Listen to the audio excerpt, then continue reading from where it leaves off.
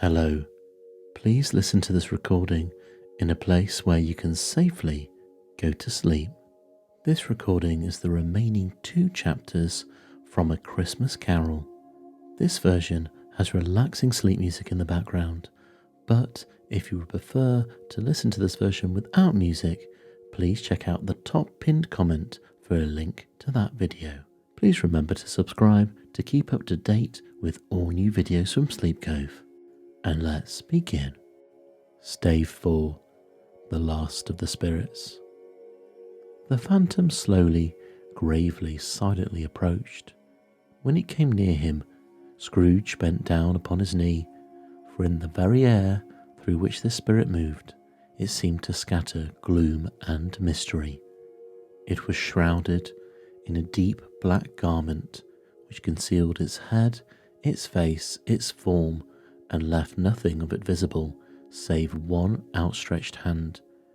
But for this it would have been difficult to detach its figure from the night and separate it from the darkness by which it was surrounded. He felt that it was tall and stately when it came beside him, and that its mysterious presence filled him with a solemn dread. He knew no more, for the spirit neither spoke nor moved. "Am I in the presence of the ghost of Christmas yet to come?" said Scrooge. The spirit answered not, but pointed onwards with its hand. "You are about to show me shadows of the things that have not happened, but will happen in the time before us," Scrooge pursued. "Is that so, spirit?" The upper portion of the garment was contracted for an instant in its folds, as if the spirit had inclined its head. That was the only answer he received. Although well used to ghostly company at this time, Scrooge feared the silent shape so much that his legs trembled beneath him, and he found that he could hardly stand when he prepared to follow it. The spirit paused a moment, as observing his condition and giving him time to recover. But Scrooge was all the worse for this. It thrilled him with a vague, uncertain horror to know that behind the dusky shroud there were ghostly eyes intently fixed upon him, while he, though he stretched out his own to the utmost, could see nothing but a spectral hand and one great heap of black. "Ghost of the future," he exclaimed, "I fear you more than any other spectre I have seen. But as I know your purpose is to do me good, as I hope to live to be another man from what I was, I am prepared to bear you company and do it with a thankful heart. Will you not speak to me?" It gave him no reply. The hand was pointed straight before them. "Lead on," said Scrooge. "Lead on. The night is waning fast, and it is precious time to me, I know. Lead on, spirit." The phantom moved away as it had come towards him. Scrooge followed in the shadow of its dress, which bore him up, he thought, and carried him along. They scarcely seemed to enter the city, for the city rather seemed to spring up about them and encompass them of its own act. But they were in the heart of it, on 'change amongst the merchants, who hurried up and down and chinked the money in their pockets, and conversed in groups, and looked at their watches, and trifled thoughtfully with their great gold seals, and so forth, as Scrooge had seen them often. The spirit stopped beside one little knot of businessmen. Observing that the hand was pointed to them, Scrooge advanced to listen to their talk. "No," said a great fat man with a monstrous chin, "I don't know much about it either way. I only know that he's dead." "When did he die?" inquired another. "Last night, I believe." "Why, what was the matter with him?"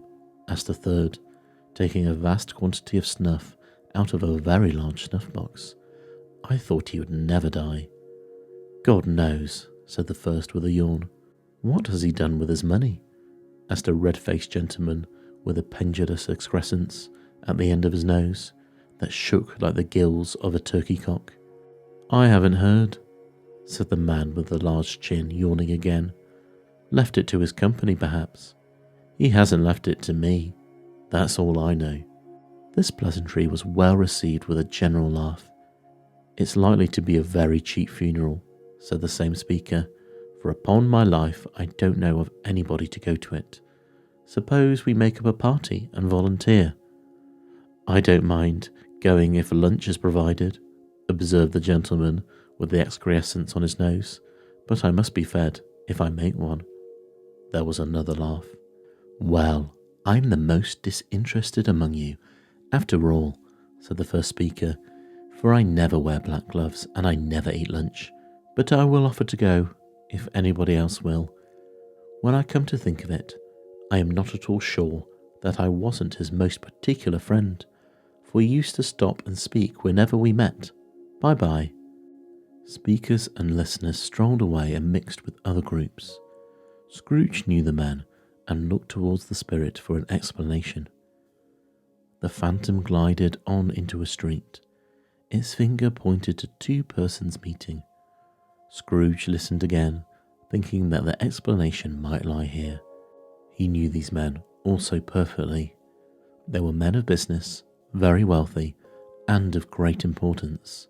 He had made a point of always standing well in their esteem, in a business point of view, that is, strictly in a business point of view. How are you? Said one. How are you? Returned the other. Well, said the first, Old Scratch has got his own at last, hey? So I am told, returned the second. Cold, isn't it? Seasonable for Christmas time. You're not a skater, I suppose? No. Something else to think of. Good morning. Not another word. That was their meeting, their conversation, and their parting. Scrooge was at first inclined to be surprised that the spirit could attach importance to conversations apparently so trivial, but feeling assured that they might have some hidden purpose, he set himself to consider what it was likely to be. They could scarcely be supposed to have any bearing on the death of Jacob, his old partner, for that was past, and this ghost's province was the future.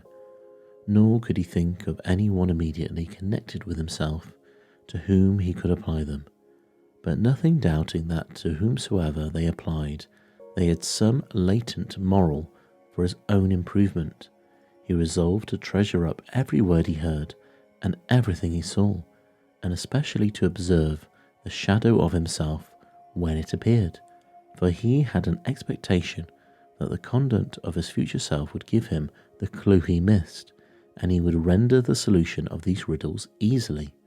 He looked about in that very place for his own image, but another man stood in his accustomed corner, and though the clock pointed to the usual time of day for being there, he saw no likeness of himself among the multitudes that poured in through the porch. It gave him little surprise, however, for he had been revolving in his mind a change of life, and thought and hoped he saw his newborn resolutions carried out in this. Quite dark beside him stood the phantom, with its outstretched hand. When he roused himself from his thoughtful quest, he fancied from the turn of the hand and its situation in reverence to himself that the unseen eyes were looking at him keenly to make him shudder and feel very cold. They left the busy scene and went into an obscure part of the town where Scrooge had never penetrated before, although he recognized its situation and its bad repute. The ways were foul and narrow, the shops and houses wretched, the people half-naked, drunken, slipshod, ugly. Alleys and archways, like so many cesspools, disgorged their offences of smell, dirt, and life upon the straggling streets, and the whole quarter reeked with crime, with filth, and misery. Far in this den of infamous resort, there was a low-browed, beetling shop below a penthouse roof where iron, old rags, bottles, bones, and greasy offal were bought. Upon the floor within were piled up heaps of rusty keys, nails, chains, hinges, files, scales, weights, and refuse iron of all kinds. Secrets that few would like to scrutinize were bred and hidden in mountains of unseemly rags, masses of corrupted fat, and sepulchres of bones. Sitting in among the wares he dealt in, by a charcoal stove made of old bricks, was a grey-haired rascal, nearly 70 years of age, who had screened himself from the cold air without by a frowsy curtaining of miscellaneous tatters hung upon a line, and smoked his pipe in all the luxury of a calm retirement. Scrooge and the Phantom came into the presence of this man, just as a woman with a heavy bundle slunk into the shop. She had scarcely entered when another woman, similarly laden, came in too, and she was closely followed by a man in faded black, who was no less startled by the sight of them than they had been upon the recognition of each other. After a short period of blank astonishment, in which the old man with the pipe had joined them, they all three burst into a laugh. "Let the charwoman alone to be the first," cried she who had entered first. "Let the laundress alone to be the second, and let the undertaker's man alone to be the third. Look here, old Joe, here's a chance, if we haven't all three met here without meaning it." "You couldn't have met in a better place," said old Joe, removing his pipe from his mouth. "Come into the parlour. You were made free of it long ago, you know, and the other two ain't strangers. Stop till I shut the door of the shop, how it streaks. They ain't such a rusty bit of metal in the place as its own hinges, I believe, and I'm sure there's no such old bones here as mine. Ha ha! We're all suitable to our calling. We're well matched. Come into the parlour, come into the parlour." The parlour was the space behind the screen of rags. The old man raked the fire together with an old stair rod, and having trimmed his smoky lamp, for it was night, with the stem of his pipe, put it in his mouth again. While he did this, the woman who had already spoken threw her bundle on the floor and sat down in a flaunting manner on a stool, crossing her elbows on her knees and looking with a bold defiance at the other two. "What odds then? What odds, Mrs. Dibbler?" said the woman.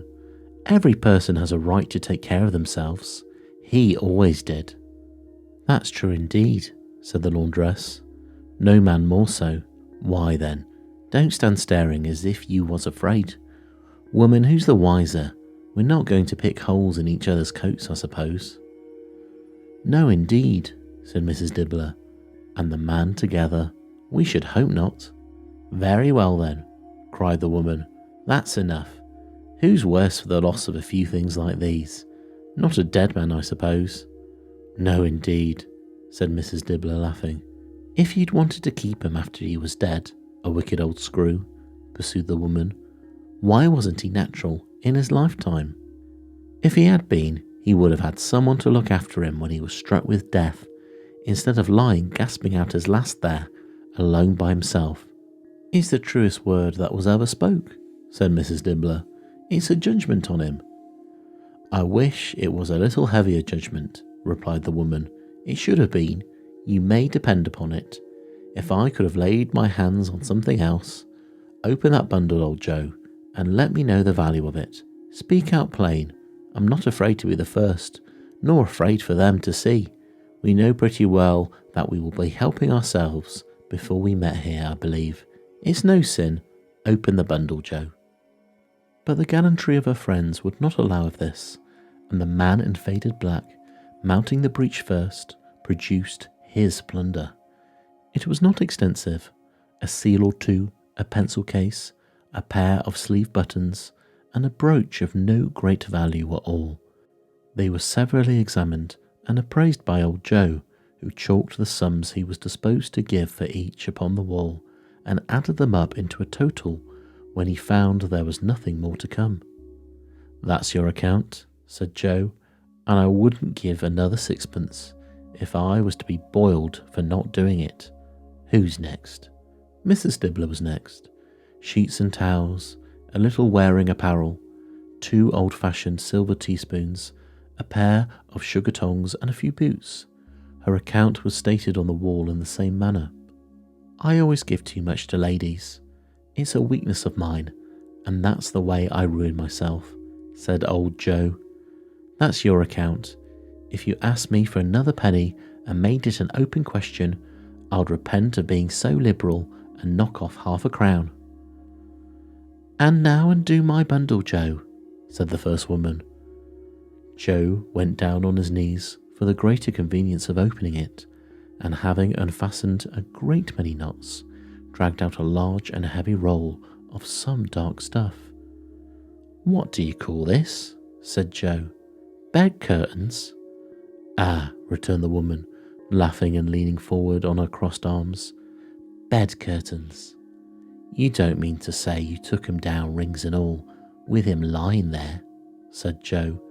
Yes, I do, replied the woman. Why not? You were born to make a fortune, said Joe, and you'll certainly do it. I certainly shan't hold my hand when I get anything in it by reaching it out, for the sake of such a man as he was. I promise you, Joe, returned the woman coolly. Don't drop that oil upon the blankets now. His blankets? Asked Joe. Who else's do you think? Replied the woman. He isn't likely to catch cold without 'em, dare I say.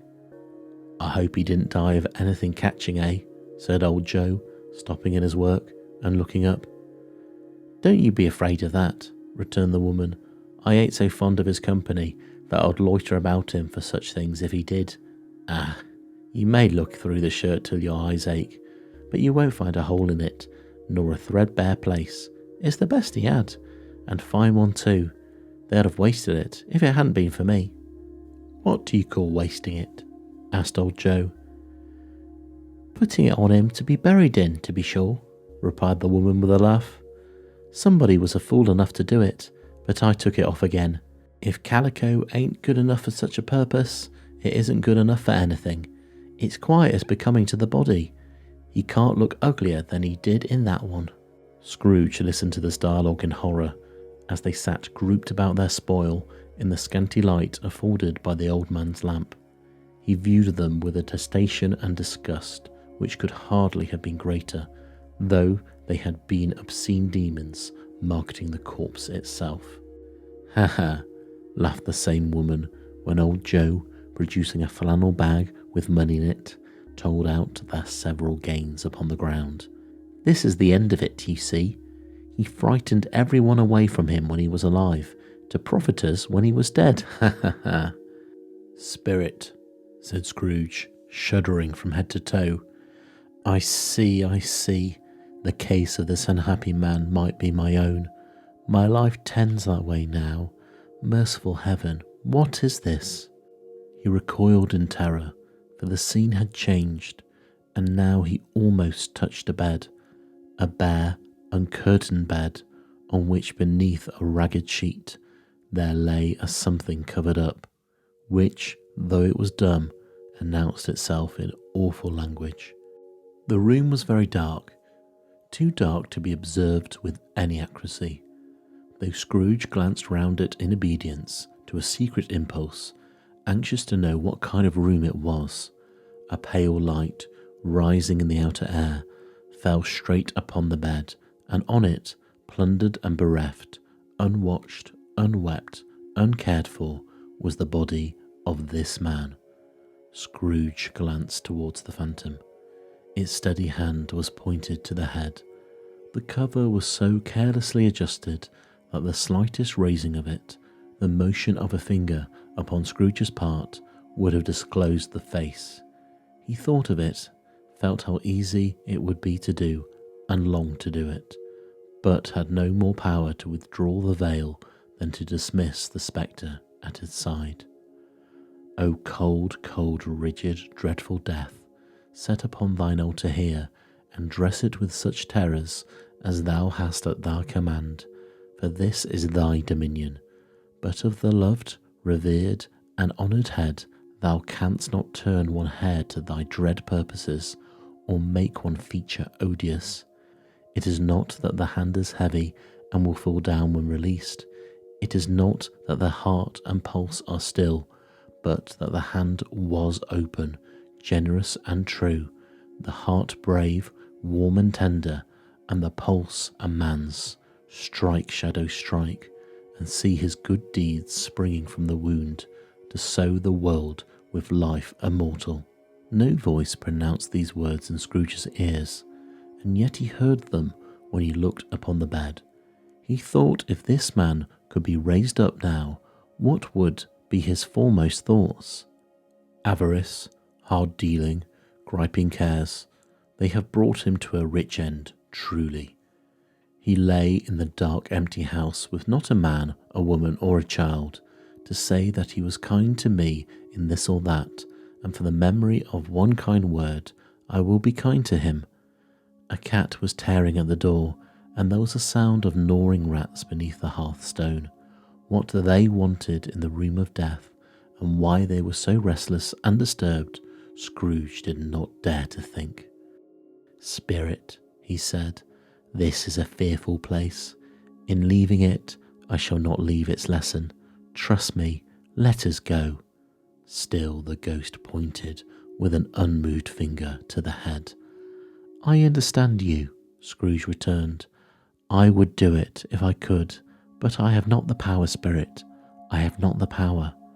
Again it seemed to look upon him. "If there is any person in the town who feels emotion caused by this man's death," said Scrooge, quite agonized, "show that person to me, Spirit. I beseech you."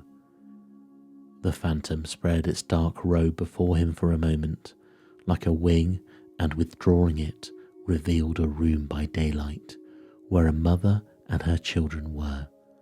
She was expecting someone, and with anxious eagerness, for she walked up and down the room, started at every sound, looked out from the window, glanced at the clock, tried but in vain to work with her needle, and could hardly bear the voices of the children in their play. At length the long-expected knock was heard. She hurried to the door and met her husband, a man whose face was careworn and depressed, though he was young. There was a remarkable expression in it now, a kind of serious delight of which he felt ashamed, and which he struggled to repress. He sat down to the dinner that had been hoarding for him by the fire, and when she asked him faintly what news, which was not until after a long silence, he appeared embarrassed how to answer. "It is good," she said, "or bad?" to help him. "Bad," he answered. "We are quite ruined?" "No, there is hope yet, Caroline."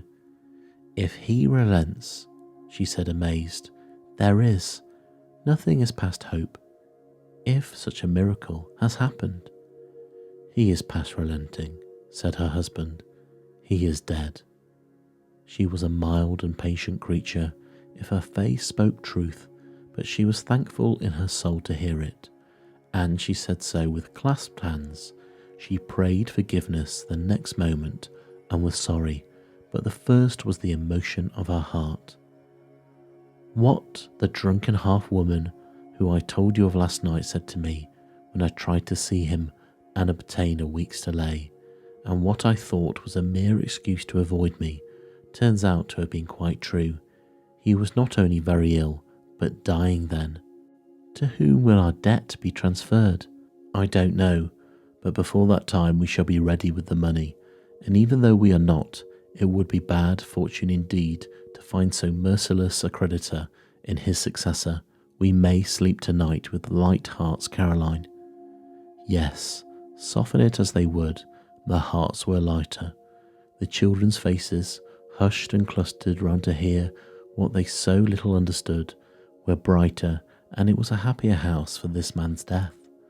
The only emotion that the ghost could show him, caused by the event, was one of pleasure. "Let me see some tenderness connected with a death," said Scrooge, "or that dark chamber spirit, which we just left now, will be for ever present to me."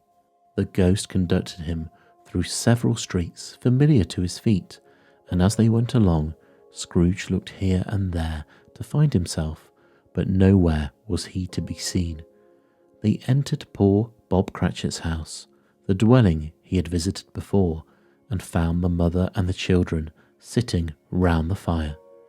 Quiet, very quiet, the noisy little Cratchits were all still as statues in one corner and sat up looking at Peter, who had a book before him. The mother and her daughters were engaged in sewing, but surely they were very quiet. And he took a child and set him in the midst of them. Where had Scrooge heard these words? He had not dreamed them. The boy must have read them out. As he and the spirit crossed the threshold, why did he not go on? The mother laid her work upon the table and put her hand up to her face. "The colour hurts my eyes," she said. "The colour. Ah, poor Tiny Tim." "They're better now again," said Cratchit's wife. "It makes them weak by candlelight, and I wouldn't show weak eyes to your father when he comes home for the world. It must be near his time." "Past it, rather," Peter answered, shutting up his book. "But I think he has walked a little slower than he used to, these few last evenings, mother." They were very quiet again. At last she said in a steady, cheerful voice that only faltered once, I have known him walk with Tiny Tim upon his shoulder, very fast indeed." "And so have I," cried Peter, "often." "And so have I," explained another. "So had all." "But he was very light to carry," she resumed, intent upon her work, "and his father loved him so that it was so no trouble. And there is your father at the door." She hurried out to meet him, and little Bob and his comforter. He had need of it, poor fellow, and they came in. His tea was ready for him on the hob, and they all tried who should help him to it most. Then the two young Cratchits got upon his knees and laid each child a little cheek against his face, as if they said, "Don't mind it, father, don't be grieved." Bob was very cheerful with them, and spoke pleasantly to all the family. He looked at the work upon the table and praised the industry and speed of Mrs. Cratchit and the girls. They would be done long before Sunday, he said. "Sunday? You went today then, Robert?" "Yes, my dear," returned Bob. "I wish you could have gone. It would have done you good to see how green a place it is. But you'll see it often.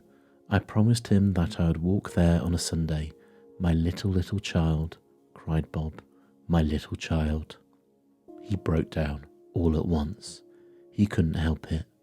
If he could have helped it, he and his child would have been farther apart, perhaps, than they were. He left the room and went upstairs into the room above, which was lightened carefully and hung with Christmas. There was a chair set close beside the child, and there were signs of someone having been there lately. Poor Bob sat down in it, and when he had thought a little and composed himself, he kissed the little face. He was reconciled to what had happened and went down again quite happy. They drew around the fire and talked, the girls and mother working still.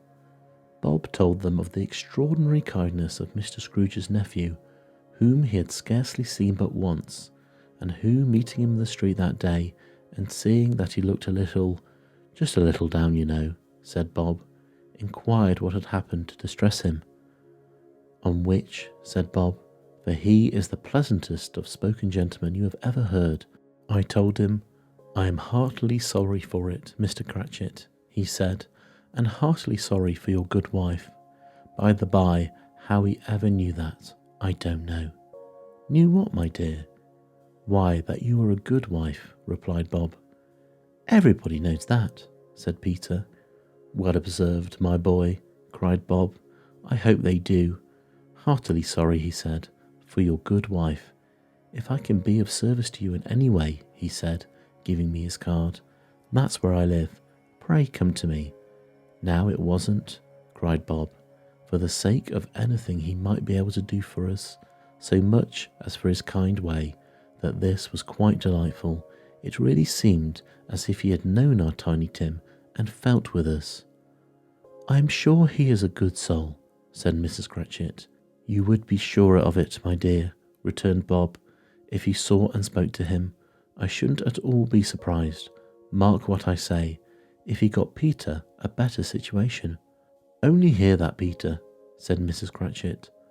And then, cried one of the girls, Peter will be keeping company with someone and setting up for himself. Get along with you, retorted Peter, grinning.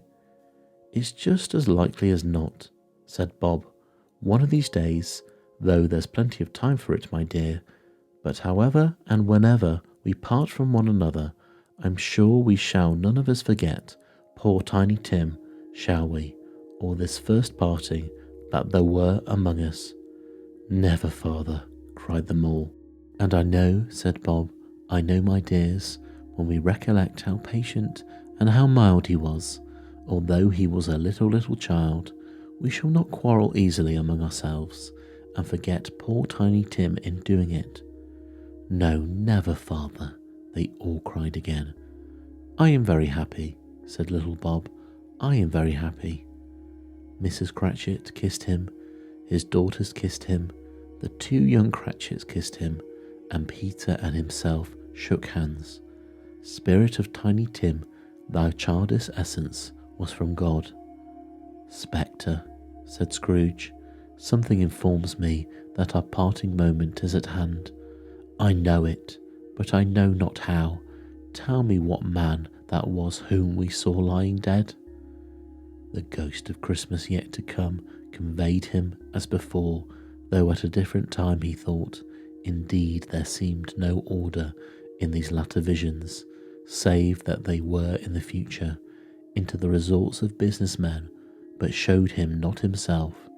Indeed, the spirit did not stay for anything, but went straight on as to end just now desired, until besought by Scrooge to tarry for a moment.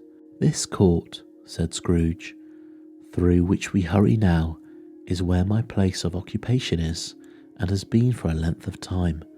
I see the house. Let me behold what I see in days to come. The spirit stopped. A hand was pointed elsewhere. The house is yonder, Scrooge exclaimed. Why do you point away? The inexorable finger underwent no change. Scrooge hastened to the window of his office and looked in. It was an office still, but not his. The furniture was not the same, and the figure in the chair was not himself. The phantom pointed as before. He joined it once again, and wondering why and whither he had gone, accompanied it until they reached an iron gate. He paused to look round before entering. A churchyard. Here, then, the wretched man whose name he had now to learn lay underneath the ground. It was a worthy place, walled in by houses, overrun by grass and weeds, the growth of vegetation's death, not life, choked up with too much burying, fat with repleted appetite. A worthy place. The spirit stood among the graves and pointed down to one. He advanced towards it trembling. The phantom was exactly as it had been, but he dreaded that he saw new meaning in its solemn shape. Before I draw nearer to that stone to which you point, said Scrooge, answer me one question. Are these the shadows of things that will be, or the shadows of things that may be only? Still the ghost pointed downward to the grave by which it stood.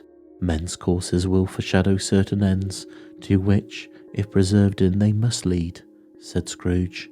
But if the courses be departed from, ends will change. Say it thus, with what you show me. The spirit was immovable as ever. Scrooge crept towards it, trembling as he went, following the finger, read upon the stone of the neglected grave his own name, Ebenezer Scrooge. Am I that man who lay upon the bed? He cried upon his knees. The finger pointed from the grave to him and back again. No, spirit, oh no, no. The finger still was there. Spirit, he cried, tightly clutching at its robe. Hear me, I am not the man I was.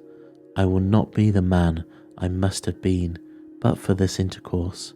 Why show me this, if I am past all hope?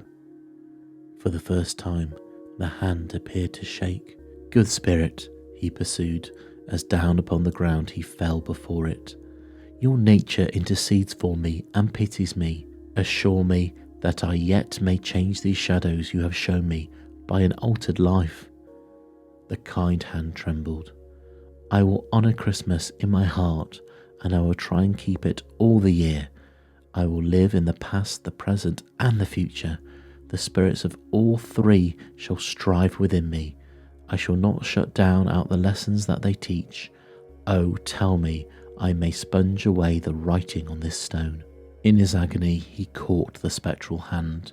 It sought to free itself, but he was strong in his entreaty and detained it. The spirit, stronger yet, repulsed him. Holding up his hands in a last prayer to have his fate reversed, he saw an alteration in the phantom's hood and dress.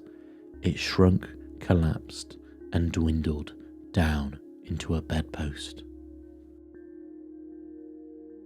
Stave 5. The end of it. Yes, and the bedpost was his own. The bed was his own. The room was his own. Best and happiest of all, the time before him was his own to make amends in. I will live in the past, the present, and the future, Scrooge repeated as he scrambled out of bed. The spirits of all three shall strive within me. O Jacob Marley, heaven and the Christmas time be praised for this. I say it on my knees. O Jacob, on my knees. He was so fluttered and so glowing with good intentions that his broken voice could scarcely answer to this call. He began sobbing violently in the conflict with the spirit, and his face was wet with tears. They are not torn down, cried Scrooge, folding one of his bed curtains in his arms. They are not turned down, rings and all. They are here. I am here. The shadows of the things that would have been may be dispelled. They will be. I know they will. His hands were busy with his garments all this time, turning them inside out, putting them upside down, tearing them, mislaying them, making them parties to every kind of extravagance. I don't know what to do, cried Scrooge, laughing and crying in the same breath, and making a perfect larrikin of himself with his stockings. I am light as a feather. I am happy as an angel. I am merry as a schoolboy. I am giddy as a drunken man. A Merry Christmas to everyone. A Happy New Year to all the world. Hello there. Hello. He had frisked into the sitting room and was now standing there, perfectly winded. There's the saucepan that the gruel was in, cried Scrooge, starting off again and going round the fireplace. There's the door by which the ghost of Jacob Marley entered. There's the corner where the ghost of Christmas present sat. There's the window where I saw the wandering spirits. It's all right. It's all true. It all happened. Ha ha ha. Really, for a man who had been out of practice for so many years, it was a splendid laugh, a most illustrious laugh, the father of a long, long line of brilliant laughs. I don't know what day of the month it is, said Scrooge. I don't know how long I've been among the spirits. I don't know anything. I am quite a baby. Never mind, I don't care. I would rather be a baby. Hello, hello there. He was checked in his transports by the churches ringing out the lustiest peals he had ever heard. Clash, clang, hammer, ding-dong bell, bell, ding-dong hammer, clang, clash.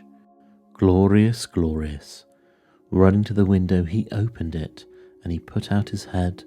No fog, no mist, clear, bright, jovial, stirring, cold, cold, piping for the blood to dance to.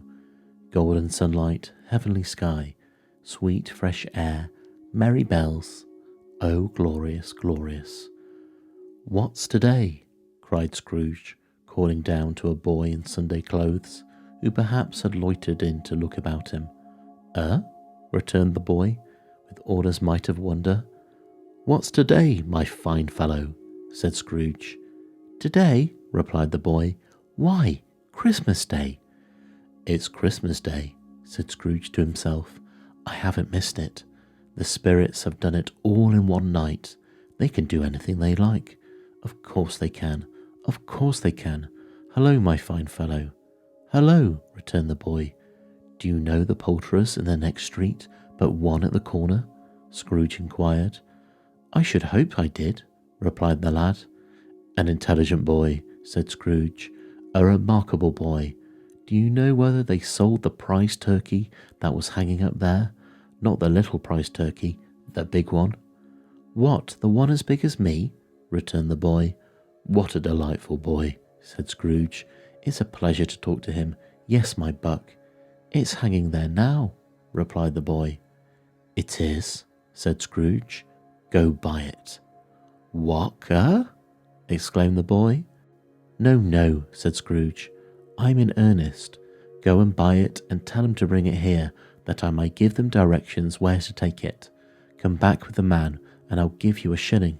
Come back with him in less than 5 minutes, and I'll give you half a crown. The boy was off like a shot. He must have had a steady hand at a trigger who could have got off a shot half so fast. I'll send it to Bob Cratchit's, whispered Scrooge, rubbing his hands and splitting with a laugh. He shan't know who sends it. It's twice the size of Tiny Tim. Joe Miller never made such a joke as sending it to Bob's will be.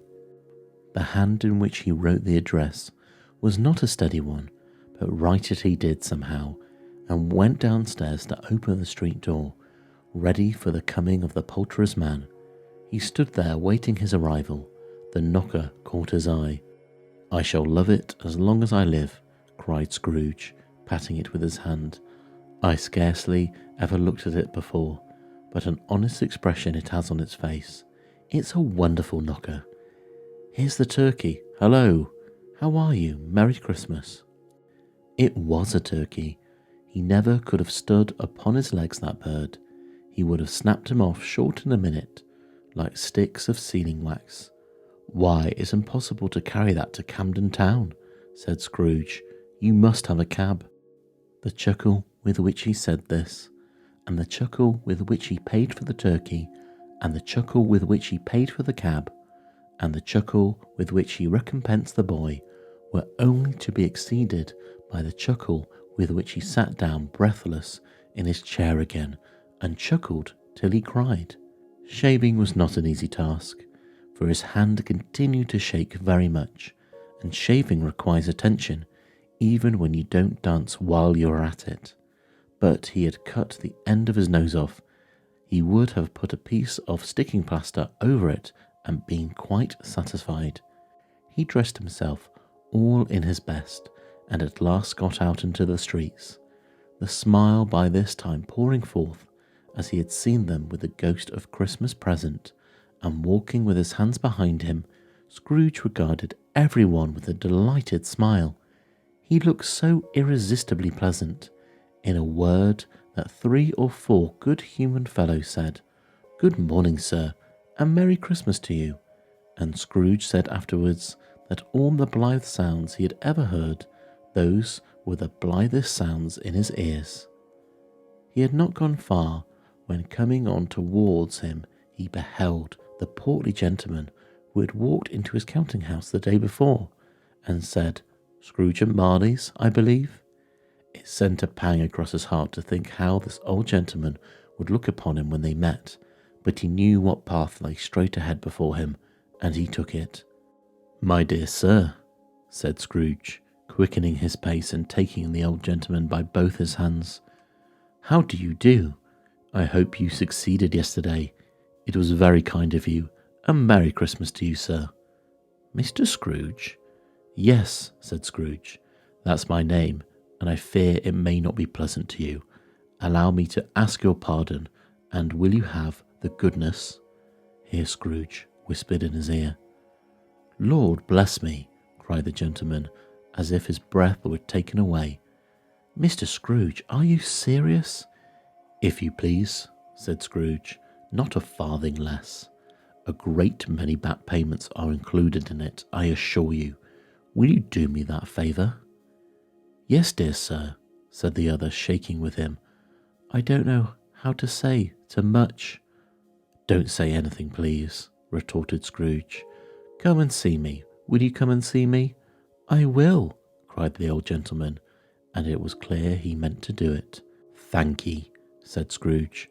"I am much obliged to you. I thank you 50 times. Bless you."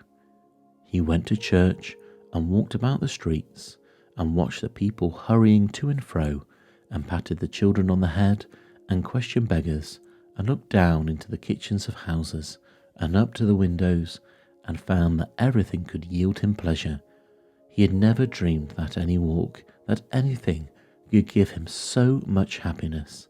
In the afternoon he turned his steps towards his nephew's house. He passed the door a dozen times before he had the courage to go up and knock, but he made a dash and did it. "Is your master at home, my dear?" said Scrooge to the girl. "Nice girl, very nice girl." "Yes, sir." "Where is he, my love?" said Scrooge. "He is in the dining room, sir, along with a mistress. I'll show you upstairs, if you please." "Thank ye, he knows me," said Scrooge, with his hand already on the dining room lock. "I'll go in here, my dear."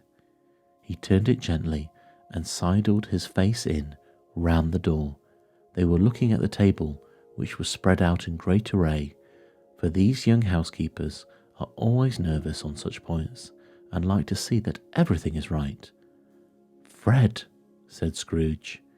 Dear heart alive, how his niece by marriage started. Scrooge had forgotten for the moment about her sitting in the corner with the footstool, or he wouldn't have done it on any account. "Why, bless my soul," cried Fred, "who's that?" "It's I, your Uncle Scrooge. I've come to dinner. Will you let me in, Fred?" Let him in. It is a mercy he didn't shake his arm off. He was at home in 5 minutes. Nothing could be heartier. His niece looked just the same. So did Topper when he came. So did the plump sister when she came. So did everyone when they came. Wonderful party, wonderful games, wonderful unanimity, wonderful happiness. But he was early at the office next morning. Oh, he was early there. If he could only be there first and catch Bob Cratchit coming late. That was the thing he had set his heart upon. And yes, he did it. Yes, he did. The clock struck 9. No Bob. 1/4 past. No Bob. He was full 18 minutes and a half behind his time. Scrooge sat with his door wide open that he might see him come into the tank. His hat was off before he opened the door, his comforter too. He stood on his stool in a jiffy, driving away with his pen, as if he was trying to overtake 9 o'clock. "Hello," growled Scrooge, in his accustomed voice, as near as he could feign it. "What do you mean by coming here at this time of day?" "I am very sorry, sir," said Bob. "I am behind my time." "You are," repeated Scrooge. "Yes, I think you are. Step this way, sir, if you please." "It's only once a year, sir," pleaded Bob, appearing from the tank. "It shall not be repeated. I was making rather merry yesterday, sir." "Now, I will tell you what, my friend," said Scrooge. "I am not going to stand this sort of thing any longer, and therefore," he continued, leaping from his stool and giving Bob such a dig in the waistcoat that he staggered back into the tank again, "and therefore I am about to raise your salary." Bob trembled and got a little nearer to the ruler. He had a momentary idea of knocking Scrooge down with it, holding him and calling to the people in the court for help and a strait waistcoat. "A Merry Christmas, Bob," said Scrooge, with an earnestness that could not be mistaken, as he clapped him on the back. "A merrier Christmas, Bob, my good fellow, that I have given you for many a year. I'll raise your salary and endeavour to assist your struggling family, and we will discuss your affairs this very afternoon over a Christmas bowl of smoking bishop, Bob. Bob, make up the fires and buy another coal scuttle before you dot another I, Bob Cratchit." Scrooge was better than his word. He did it all, and infinitely more. And to Tiny Tim, who did not die, he was a second father. He became as good a friend, as good a master, and as good a man as the good old city knew, or any other good old city, town, or borough in the good old world. Some people laughed to see the alteration in him, but he let them laugh, and little heeded them.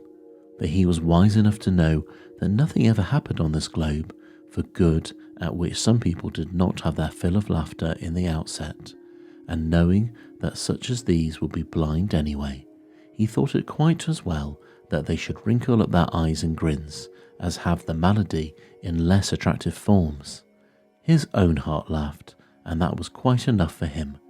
He had no further intercourse with spirits, but lived upon the total abstinence principle ever afterwards, and it was always said of him that he knew how to keep Christmas well if any man alive possessed the knowledge. May that be truly said of us, and all of us. And so, as Tiny Tim observed, God bless us, everyone.